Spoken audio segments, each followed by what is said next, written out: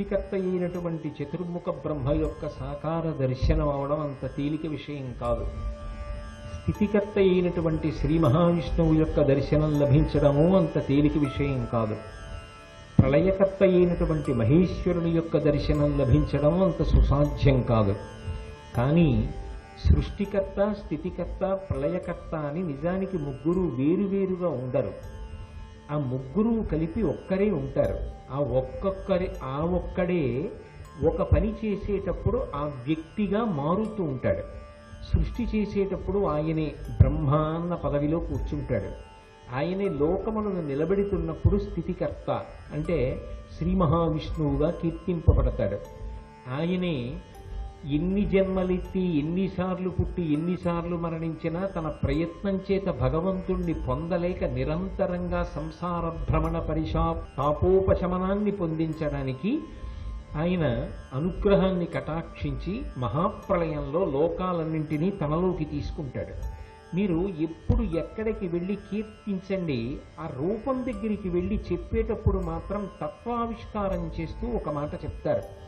అసలు నువ్వు కానిది ఏదీ లేదు, నువ్వే అన్ని అని చెప్తారు.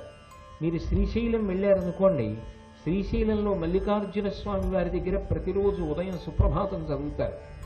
ఆ సుప్రభాతం చదివేటప్పుడు మల్లికార్జునుడు మేల్కొన్నాడు అనుకుని ఆ సమయంలో ఒక మాట చెప్తారు. ఏకస్త్వమేవ బహుధా భవభాసి లోకే నిశ్శంకధీర్ వృషభకేతన మల్లినాథ శ్రీభ్రామరి ప్రియ సుఖాశ్రయ లోకనాథ శ్రీమల్లికార్జున విభో తవ సుప్రభాతం అంటారు.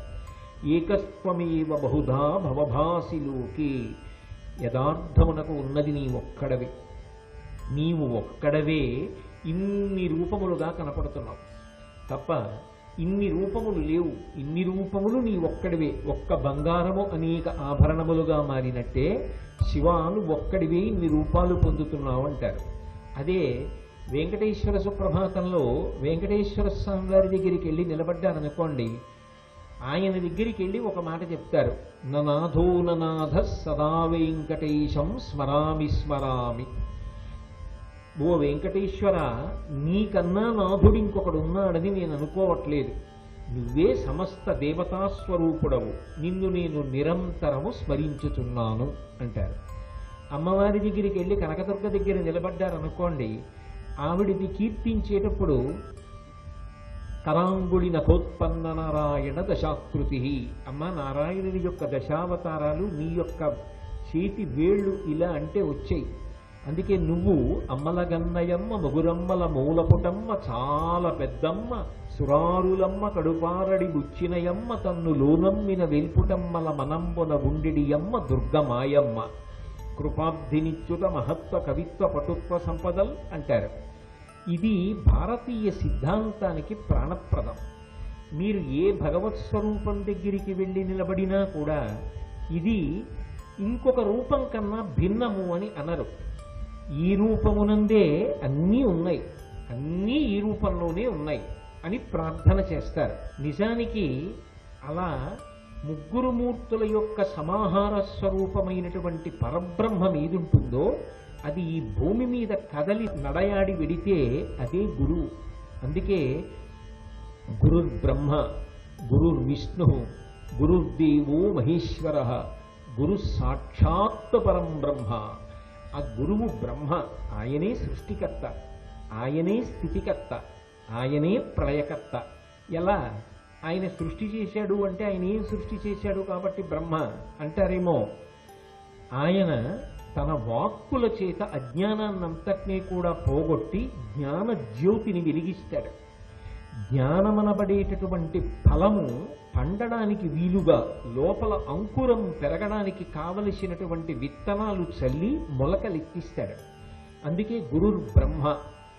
ఏదో ఒకనాడు ప్రారంభమైన భక్తి ఏదో ఒక కష్టం వచ్చిందనో ఒక ఇబ్బంది వచ్చిందనో వాడిపోకుండా నేల పడిపోకుండా మళ్ళీ పూనికతో పునశ్చోత్తమ సాంత్వమాది అంటారు గురువు గురించి.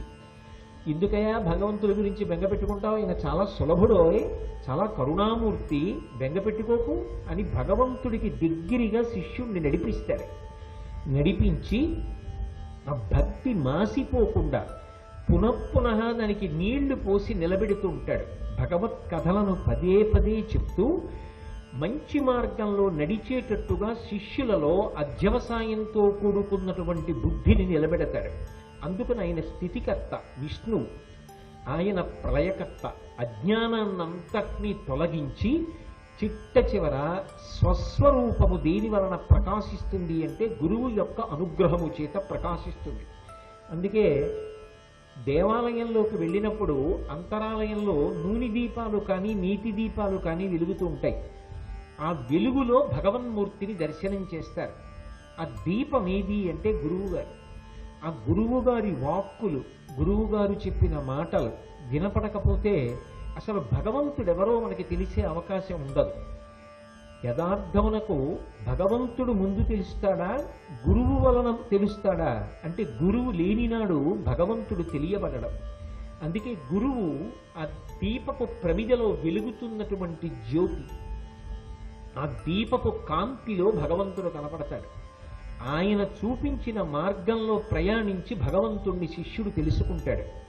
అందుకే ఆయన అజ్ఞానాన్ని తొలగించి స్వస్వరూప దర్శనం చేయిస్తాడు. కాబట్టి ప్రళయకర్త, లయకర్త. అందుకని ఆయనే పరం బ్రహ్మ. తస్మై శ్రీ గురవే నమః. అటువంటి గురువుకి నమస్కరించుచున్నాను. ఈ కలియుగంలో ఈ భూమి మీద పుట్టాక ద్వాపర యుగం చివరలో కానివ్వండి, ఆ యుగంలో ధర్మ సంస్థాపన జరగాలి అంటే ఒక గురువు లేకపోతే వాళ్ళకి ఆ అస్త్ర విద్యనంతటినీ నేర్పేవాడెవరు?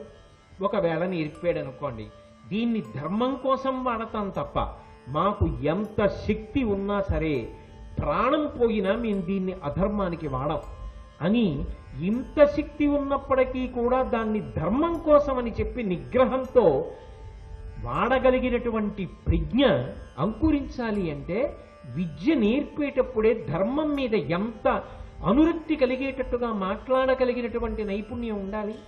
అటువంటి వ్యక్తిని ముందు సృజించకపోతే అసలు పాండవులకి, కర్ణుడికి, దృష్టద్యుమ్నుడికి, వీళ్ళందరికీ ఎవరు నేర్పుతారు విలువిద్య? ఎవరు నేర్పకపోతే రేపు పొద్దున్న కురుక్షేత్ర యుద్ధ భూమిలో ధర్మ సంస్థాపన ఎలా జరుగుతుంది? అధర్మాత్ములు ఎలా శిక్షింపబడతారు? వీళ్ళందరికీ విలువిద్య నేర్పడానికి ఒక కారణజన్ముడు రావాలి కదా. వాడు కారణజన్ముడు అయి ఉండాలి. ఆయన సామాన్యమైనటువంటి వ్యక్తి కాకూడదు. ఆయన అందరిలాగే ఏదో స్త్రీ పురుష సంపర్కం చేత పుట్టినటువంటి ప్రాకృతమైన మానవుడు అనుకోండి. ఆయన కూడా పుస్తకాలన్నీ చదువుకోవడానికి చాలా కాలం పట్టిందనుకోండి. ఆయన కూడా ఎన్నో విషయాలు నేర్చుకోవలసి వచ్చిందనుకోండి. ఆయన ఎప్పటికి నేర్చుకుంటాడు? ఎప్పటికి పూర్ణుడవుతాడు? ఎప్పటికి పాండవులకు నేర్పుతాడు? ఎప్పటికి కురుక్షేత్ర యుద్ధ భూమిలో వీళ్ళు ధర్మ సంస్థాపన చేయగలుగుతారు? అంటే ఒక కారణ జన్ముడు పుట్టాలి. అంటే మీరు ఒకటి ఆలోచించండి, ఈ సమస్య ఎవరిది అంటే భగవంతుడిది. భగవంతుడికి వచ్చిన మొదటి సమస్య ఏది అంటే ధర్మ సంస్థాపన చెయ్యవలసి వస్తే, అసలు పాండవులకు విలువిద్య నేర్పవలసి వస్తే విలువిద్య నేర్పి దానితో పాటుగా ధర్మమునందు అనురక్తి కల్పించి ధర్మం కోసం మాత్రమే దాన్ని ఉపయోగించగలిగినటువంటి ఓర్పు అబ్బాలి అంటే అలా చెప్పగలిగినటువంటి దక్షత కలిగిన వాడు ఒకడు ఉండాలి. అటువంటి వాడు వస్తే తప్ప నరనారాయణులుగా కృష్ణార్జునుడు వచ్చినా, వాయు అంశలో భీముడు వచ్చినా, అశ్వనీదేవతల అంశలో నకుల సహదేవులే వచ్చినా ఇంతమంది ప్రతివీరుల్ని తట్టుకుని నిలబడ్డం సాధ్యం కాదు. ఒకవేళ వీళ్ళు గొప్ప అస్త్ర విద్యానిపుణులు అయిపోయినా కూడా ఇంత నేర్చుకున్న తర్వాత వాళ్ళకి గర్వం వచ్చి అయిందానికి కాందానికి వాళ్ళ దగ్గర ఉన్న విద్యనంతటినీ కూడా ఉపయోగించి స్వార్థం కోసం సమాజాన్ని భ్రష్టు పట్టించారనుకోండి, అప్పుడు ఏమైపోతుంది సమాజం? ఎంత ప్రమాదకరం! మీరు అందుకే రామాయణం చదవండి. ఒక శ్లోకం ఉంటుంది రామాయణంలో, సర్వే వేదవిద శూరాః సర్వే లోకహితే రతాః సర్వే జ్ఞానోపసంపన్నాః సర్వే సముదితా గుణైః. వశిష్ఠుడు రామలక్ష్మణ భరత శత్రుఘ్నుల్ని కూర్చోపెట్టుకుని పాఠం చెప్పినప్పుడు ఎన్నో విద్యలు నేర్పాడు. రాముడొక్కడే అన్ని లోకాల్ని పడగొట్టగలడు. అయినా రాముడు ఎప్పుడూ కూడా తన స్వార్థం కోసం దాన్ని వాడుకోకుండా, మనసు అలా తిరగకుండా గురువు గారు తన యొక్క ప్రబోధం చేత కట్టడి చేశాడు. లేకపోతే ఒక వ్యక్తిలో చదువు వలన ఎంత శక్తి పెరుగుతోందో అంత ప్రమాదకారి అవుతాడు సమాజానికి. కట్టడి చెయ్యడం అన్నది గురువు చేతిలో ఉంటుంది. అటువంటి గురువు రావాలి. అటువంటి గురువు రాకపోతే అర్జునుడికి అంత విలువిద్య వచ్చినవాడు ధర్మపథాన్ని తప్పిపోయాడు అనుకోండి, ఎవరు ఆపుతారు? వాయుపుత్రుడైన భీముడే ధర్మం తప్పాడు అనుకోండి, ఎవరు ఆపుతారు? ధర్మం యొక్క అంశలో వచ్చిన ధర్మరాజు గారే ధర్మం తప్పిపోయి ఇది ధర్మం అని వాదించాడు అనుకోండి, ఇది అధర్మం కాదు అని వాదించడం మొదలుపెట్టాడు అనుకోండి, ఎవరు ఆపగలరు? అప్పటికి రాక్షస సంహారం అవుతుందేమో, కానీ సమాజము భ్రష్టమైపోతుందా? అయిపోదా? అప్పుడు భారతం ఎందుకు చెప్పుకోవాలి లోకంలో? ఏం నేర్చుకోవడానికి భారతం చెప్పుకుంటారు? ఎన్ని కష్టాలు వచ్చినా ధర్మరాజు గారు ఎలా నిలబడ్డాడో, పాండవులు ఎలా నిలబడ్డారో అలా నువ్వు కూడా జీవితంలో ఓర్పు నేర్చుకో. వాళ్ళకి చేతకాక ఓర్పు పట్టారా? అన్నీ తెలుసున్న వాళ్ళు ఎంత ఓర్పు పట్టారు. ఓర్పు గొప్పది కదా అని చెప్పడానికి ఆధారం లేకపోతే ఎలా లోకంలో అందరికీ మంచి మాట నేర్పడానికి అవకాశం కలుగుతుంది? అటువంటి మంచి మాట చెప్పగలిగిన నేర్పరి అయి ఉండాలి. తాను వేదాంగములు చదువుకున్నవాడై ఉండాలి. తాను కారణజన్ముడై ఉండాలి. ఇన్ని విద్యలు తనకి కరతలామలకంగా వచ్చిన వాడై ఉండాలి. ఇన్ని వచ్చి కూడా త్యాగమూర్తి అయ్యి అది శిష్యుల కొరకు చెప్పగలిగిన వాడై ఉండాలి. ఇంత గొప్ప గురువు ముందు ఏర్పడితే తప్ప శిష్యులకు అందవలసినది అందదు. అందుకే భగవంతుడు అన్నిటికన్నా ఎక్కువ దేని గురించి ఆలోచిస్తాడో తెలుసా? లోకాన్ని మంచి మార్గంలో నడిపించగలిగిన సమర్థుడైనటువంటి గురువుని సృష్టించడంలో భగవంతుడు ఎప్పుడూ పూనికతో ఉంటాడు.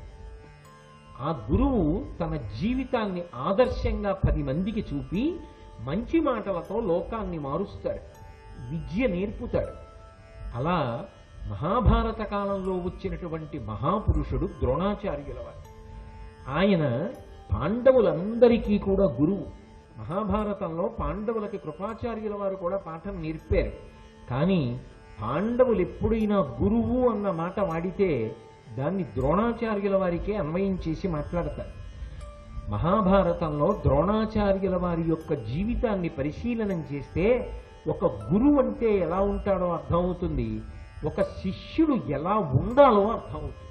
అసలు ఒక శిష్యుడు అన్నవాడు ఎలా ఉండాలి, చదువు అన్నది ఎలా చదువుకోవాలి, చదువుకునేవాడికి ఎటువంటి లక్షణాలు ఉండాలి, పాఠం చెప్పేటటువంటి గురువు గారు ఎంత గొప్పగా ఉంటాడు, ఆ గురువుల యొక్క వైభవం ఎలా ఉంటుంది, అసలు ఈ దేశానికి కీర్తి ఎవరి వల్ల వచ్చింది, ఇది ద్రోణాచార్యుల వారిని పరిశీలిస్తే తెలుస్తుంది. ఎందుకో తెలుసా? ఈ దేశంలో కాదండి, యావత్ ప్రపంచంలో అనేక దేశాల నుంచి ఎందరో రాజులు ఆ రోజులలో వచ్చి ద్రోణాచార్యుల వారి దగ్గర విలువిద్యాభ్యాసం చేశారు. ఒక్కడు కాదు, పాండవులు కాదు, ఎంతమందో ద్రోణుడి దగ్గర నేర్చుకుంటామని వచ్చారు. ఒకప్పుడు వ్యాకరణం నేర్చుకోవడానికి పతంజలి దగ్గరికి వచ్చేవారు. ఈ దేశం గొప్పతనం ఎక్కడుంది అంటే అటువంటి గురువుల వలన వచ్చింది ఈ దేశం యొక్క గొప్పతనం అంతా. కాబట్టి అటువంటి గురువుని ద్రోణాచార్యుల వారిని తయారు చెయ్యాలి. అయితే ఇక్కడ మీరు ఒక విషయాన్ని గమనించాలి. భగవంతుని యొక్క సృష్టి అన్ని వేళలా ఒక్కలా ఉండదు. మీరు గమనించండి, భూమిని చీల్చుకుని కొన్ని పైకొస్తాయి చెట్లు. భూమిలో విత్తనం పెడితే అంకురం పుట్టి వేళ్లు కిందకెడతాయి, మొక్క పైకొస్తుంది, భూమిని చీల్చుకుని పైకొస్తుంది. మనకి బాగా పరిచయం ఉన్నటువంటి సృష్టిలోనే ఇన్ని భేదాలు ఉన్నాయా లేవా? భగవంతుడు కూడా ఆ యుగంలో ఒక మహానుభావుడు పుట్టాలి. ఈ మహానుభావుడు పుడితే తప్ప లోకంలో ఇంత గొప్ప పని జరగదు అని అనుకుంటే అందరు మనుష్యులు పుట్టినట్టుగా ఆయన పుట్టవలసినటువంటి అవసరాన్ని కల్పించాడు. జగద్వంద్యుడైనటువంటి మహానుభావుడు ఆ భరద్వాజుడు గంగా స్నానానికి వెళ్ళాడు. గంగ అంత పవిత్రమైంది కదా, నాబోటి అధమాధముడే గంగానది స్నానానికి వెళ్ళేటప్పటికి మనసు ఎంతో సంతోషిస్తుందే, అమ్మయ్యా గంగా స్నానానికి వచ్చానని పొంగిపోతానే. అటువంటి వాడు ఇంత గతకల్ముషుడు, ఇంతటి తపస్సున్నవాడు, ఇంతటి జగద్వంచుడు గంగానది దగ్గరికి వెళ్ళి స్నానం చేస్తుంటే ఆయనకి అన్యమైన భావనలు కలిగే అవకాశం ఉంటుందండి? ఉంటుందా? ఉండదు. ఒకవేళ అలా కలిగిందనుకోండి, అది ఆయన స్వభావం కాదు, ఏదో భగవంతుని యొక్క ఆలోచన ఉంది వెనకాతల. ఎవరో ఒక మహాపురుషుడు పుట్టాలి అంటే ఇంకొక మహాపురుషుడు యొక్క తేజస్సు కదలాలి, కదిలితే తప్ప పుట్టడం. అందుకని కదపడానికి ఏదో జరగాలి తప్పించి ఆయన అటువంటి వాటికి లొంగిపోయే చౌకబారు మనస్తత్వం ఉన్నవాడు కాడు. అది చెప్పడానికి ఎంత గొప్ప పద్యరచన చేసుకొస్తున్నారో చూడండి నన్నయ్య గారు. పునాదిని బట్టి కదా ఇల్లు. ఇటువంటి వాడు గంగానది దగ్గరికి వెళ్ళాడు, సంకల్పం చేశాడు, స్నానం చేశాడు, ఇంకా బయటికి రావాలి. అదే సమయంలో ఘృతాచి వచ్చింది. ఘృతాచి అప్సరస. అప్సరస అంటే వాళ్ళు నీటిలోంచి పుట్టిన వాళ్ళు అని. అప్సరస అంటే నీటి నుంచి ప్రాదుర్భావమును పొందిన వాళ్ళని అప్సరసలు అని పిలుస్తారు. ఒక్కొక్క అప్సరస జీవితం ఏమో కానీ మహాత్ముల యొక్క పుట్టుకకు కారణమవుతారు. ఘృతాచి ఇద్దరు మహాత్ముల యొక్క పుట్టుకకు కారణమైంది. ఘృతాచి వలన ద్రోణాచార్యుల వారు పుట్టాడు. ఘృతాచి వలన శుకాచార్యుల వారు పుట్టారు. శుకుడు పుట్టుకతో మహాజ్ఞాని, భక్తి జ్ఞాన వైరాగ్యములు కలిగినవాడు. భాగవతాన్నంతటినీ కూడా లోకానికి ఇచ్చినవాడు మహానుభావుడైనటువంటి శుకబ్రహ్మ. అటువంటి శుకబ్రహ్మ వ్యాసుడికి పుట్టడానికి కారణం ఘృతాచిని చూడటమే. శుకబ్రహ్మ పుట్టడానికి ఘృతాచి కారణం, ఇక్కడ ద్రోణాచార్యుల వారు పుట్టడానికి ఘృతాచి కారణం. ఆ ఘృతాచి కూడా అదే సమయంలో స్నానం చేసి బయటికి వెడుతోంది. ఈయన ఆమె వంక చూశాడు. ఆయన ఏం చూస్తాడు? ఆయన శరీరములు చూడడం. ఇది చెట్టు, ఇది పుట్ట, ఇది పాము, ఇది ఈగ, అది కాదు ఆయన చూసేది. ఆయన భగవంతుణ్ణి చూస్తాడు. అటువంటి వాడి బుద్ధిలో అకస్మాత్తుగా మార్పు వచ్చింది. ఆమె వంక చూడగానే ఆయన యొక్క రేతస్సు స్ఖలనమైంది, ఆయన యొక్క తేజస్సు జారిపడింది. ఉత్తర క్షణమైన గ్రహించాడు. ఘృతాచి అంతర్ధానమైంది. ఓ, నాకు ఇటువంటి ఆలోచన మనసులో రాకూడదు. ఆలోచన వచ్చిన ఉత్తర క్షణంలో నా తేజస్సు స్ఖలనము కాకూడదు. స్ఖలనమైంది అంటే దీని వెనక భగవంతుని యొక్క ప్రణాళిక ఏదో ఉంది. అందుకని ఆయన ఏం చేశాడంటే చేతిని ద్రోణము చేశాడు. అంటే దొప్ప చేసి తన యొక్క తేజస్సుని పట్టి తీసుకెళ్లి ద్రోణ కలశమునందుంచాడు. ద్రోణ కలశశ్చ మే వాయవ్యాని చ మే అని వేదంలో రుద్రాధ్యాయంలో చెప్తాం కదా. యజ్ఞమునందు కానీ పూజలో కానీ పరమ పవిత్రమైన పదార్థమును ఉంచడానికి ఉపయోగించేటటువంటి పాత్రకి ద్రోణ కలశమని పేరు. అందులోకి తీసుకెళ్లి వీర్యాన్ని నిక్షేపించాడు. దాన్ని అలా ఉంచాడు. అంటే ఇప్పుడు ఎందుకు అలా ఉంచడం అంటే ఆయన ఒక సంకల్పం చేసుకున్నాడు. నా మనసు అలా కదలడానికి అవకాశం లేదు, కానీ నా మనసు కదిలింది. నా మనసు కదిలినది నిజానికి కేవలము ప్రాకృతమైన బుద్ధితో కదిలే అవకాశం లేదు కనుక ఈశ్వరుడి యొక్క ప్రణాళిక ఏదో ఉంది. ఎవరో ఒక మహాత్ముడు పుట్టవలసిన అవసరం ఉంది. అందుకని ఆయన దాన్ని పరమ పవిత్రంగా కలశలో భద్రం చేసి ఉంచాడు. ఇప్పుడు ఆ కలశంలోంచి రేతు సంబంధం లేకుండా, అంటే క్షేత్రస్పర్శ లేకుండా, స్త్రీ సంబంధం లేకుండా ద్రోణ కలశమే ఆయన పుట్టడానికి గర్భమై ఆ ద్రోణ కలశములోంచి ఒక పిల్లవాడు ఆవిర్భవించాడు. అటువంటి కారణజన్ములు పుట్టిన గడ్డ. ఆయన అన్నాడు, ఆ పిల్లవాడు పుట్టిన క్రమాన్ని చూశాడు. వీడికి నేను ఏమని పేరు పెట్టాలి?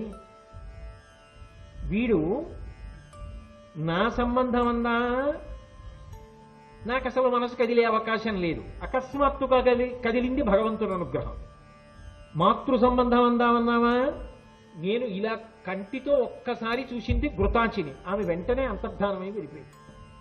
ఆమె ఈ తేజస్సుని భరించలేదు.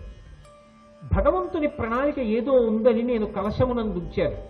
ఈ పిల్లవాడు కలశాన్ని ఒక తల్లి కడుపులా భావన చేసుకుని పరమ పవిత్రమైన ద్రోణ కలశము నుండి ఆవిర్భవించాడు. ఇంత పవిత్రమైన పుట్టుక కలిగిన వాడు సుమా అంటే ఇది స్మరించినంత మాత్రం చేత లోకమునకు అనుగ్రహం కలగాలి. కాబట్టి పిల్లవాడికి వేరు పేరు ఉంచను, ద్రోణుడు అని పేరు ఉంచుతారు. ఇందులో దాపరికం లేదు. ఆ పిల్లవాడి పేరు వినగానే అందరికీ తెలియాలి ఇలా జరిగిందని. అంటే ఎంత దాపరికం లేనివాడో చూడండి. ద్రోణుడన్న పేరు ఉంచుతాను అన్నాడు. ద్రోణుడు అని పేరు ఉంచాడు. అయితే ఒక విచిత్రం ఒకటి ఉంటుంది.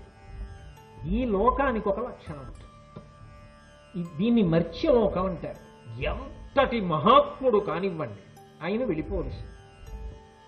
ఆయన వెళ్ళిపోయి తీరాలి. ఈ శరీరంతో ఆయన వెళ్ళడానికి ఉండదు. ఈ శరీరాన్ని ఇక్కడ వదిలిపెట్టి వెళ్ళిపోవాలి.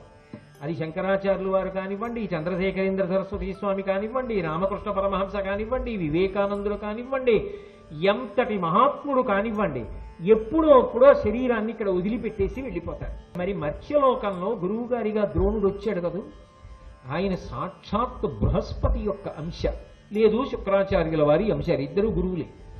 గురువు అన్న తర్వాత రాక్షసుల గురువా దేవతలకు గురువా వదిలిపెట్టండి, గురువు గురువే. అటువంటి గురువు ఇప్పుడు మరి ఆయన కూడా శరీరాన్ని ఒకప్పుడు వదిలిపెట్టాలి కదా, ఆయన మాత్రం శరీరంతో అలా ఎలా ఉండిపోతాడు? ఇంత గొప్పవాడు శరీరం విడిచిపెట్టడానికి కూడా ఏదో ఒక బలమైన కారణం, లేకపోతే పుట్టుక ఎంత గొప్పదో వెళ్ళిపోవడం కూడా అంత గొప్పది అవ్వాలి.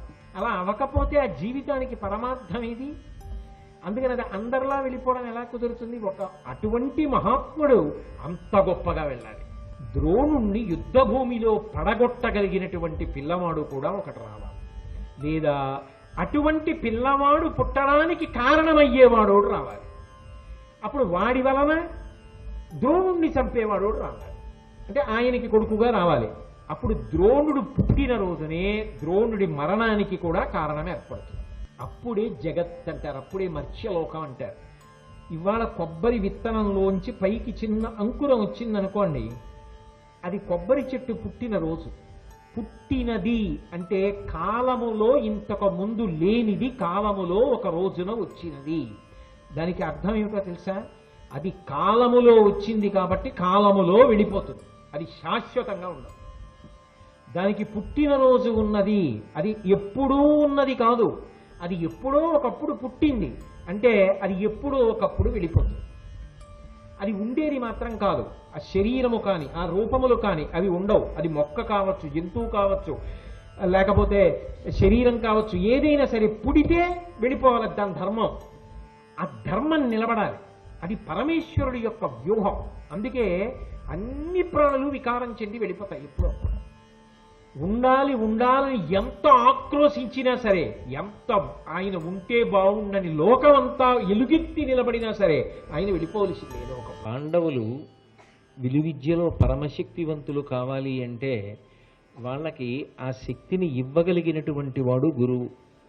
ఆ గురువు భగవంతుని యొక్క అనుగ్రహ విశేషం చేత ఆవిర్భవించినటువంటి వాడు కావాలి. అందరిలా ఏదో కర్మ చేయడానికి, కేవలం కర్మని అనుభవించడానికి కాకుండా ఆయన ఒక మహత్తరమైన ప్రయోజనాన్ని సిద్ధింపచేయడానికి వచ్చినటువంటి మహాపురుషుడు. ద్రోణాచార్యుల వారు కృపాచార్యుల వారి యొక్క చెల్లెలైనటువంటి కృపిని వివాహం చేసుకున్నాడు. వివాహం చేసుకున్న తర్వాత ఆయనకి అశ్వత్థామ జన్మించాడు. కొడుకు పుట్టాడు. కొడుకు పుట్టిన తర్వాత సంసార పోషణము అని ఒక మాట ఉంటుంది కదా లౌకికంగా. భార్యని సాకాలి, కొడుకుని సాకాలి. అందులో భార్య అంటే భర్త యొక్క మనస్థితిని అర్థం చేసుకుని సర్దుకుపోతుందేమో కానీ కొడుకు పసివాడు, వాడికి ఏం తెలుస్తుంది? ఆకలిస్తే ఏడుస్తాడు. తోటి పిల్లలందరూ దేంతో ఆడుకుంటారో, వాళ్ళు ఎటువంటి వైభవాన్ని పొందుతారో అటువంటిది తాను కలిగి ఉండాలి అని కోరుకుంటాడు. దానికోసం తండ్రి దగ్గరికి వెళ్ళి అల్లరి చేస్తాడు, నాకు మిగిలిన పిల్లలతో సమానంగా ఈ సౌకర్యాలు కావాలి అని. అందుచేత తండ్రికి సంసారమునందు ఒక ఆలోచన కలగడానికి అవకాశం అప్పుడు కలిగింది. నిజానికి అప్పటి వరకు ద్రోణుడు ఎన్నడూ కూడా ఎంత కష్టంలో ఉన్నా సరే ఒకరి దగ్గరికి వెళ్ళి చెయ్యి చాపి నాకు ఇది ఇవ్వండి అని అడగడానికి కూడా ఇష్టపడనటువంటి వాడు. అపరిగ్రహం వ్రతంగా ఉన్నవాడు.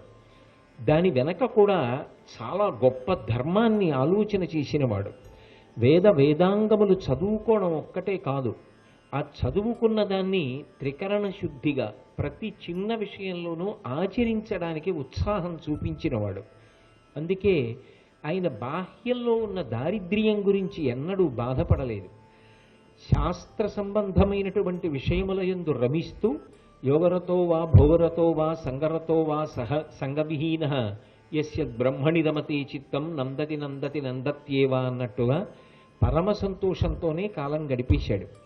అటువంటి ద్రోణుడు తన కుమారుడికి కూడా కావలసినటువంటి పాలు లభించట్లేదు అన్న దారిద్ర్యాన్ని స్పృహ పొందినవాడై తాను ఎవరి దగ్గరైనా దానం కొంత పుచ్చుకుంటే దాని చేత సంసార పోషణం చెయ్యడం సుకరమవుతుంది అని నిర్ణయించుకున్నాడు. గృహస్థాశ్రమంలో ఉన్నవాడు దానాన్ని తీసుకోవచ్చు, దోషం లేదు. బ్రహ్మచారి తీసుకోడు, సన్యాసి తీసుకోడు తప్ప గృహస్థాశ్రమంలో ఉన్న వ్యక్తి దానం తీసుకుని ద్రవ్యాన్ని దాచుకుని కుటుంబ పోషణం చేయడంలో ఏ విధమైనటువంటి దోషం లేదు. అందుకే ఎవరి దగ్గర దానం పుచ్చుకోవాలి అంటే ఎక్కడ పడితే అక్కడ, ఎవరి దగ్గర పడితే వారి దగ్గర ద్రోణుడు దానం పుచ్చుకోడు. అందుకే పరశురాముడు ఆ కాలంలో అన్నిటినీ దానం చేస్తున్నాడు అని విన్నాడు. ఆయన ఈ భూమిని అంతటినీ గెలిచాడు, క్షత్రియులందరినీ ఓడించాడు పరశురాముడు. ఆయన పృథివితో కలిపి సమస్తం దానం చేస్తున్నాడని తెలిసి తాను కూడా వెళ్ళి ఏదో ఒకటి దానం అడుగుదామని పరశురాముడి దగ్గరికి వెళ్ళాడు. శ్రీ ఉమామహేశ్వర పరబ్రహ్మార్పణమస్తు. స్వస్తి.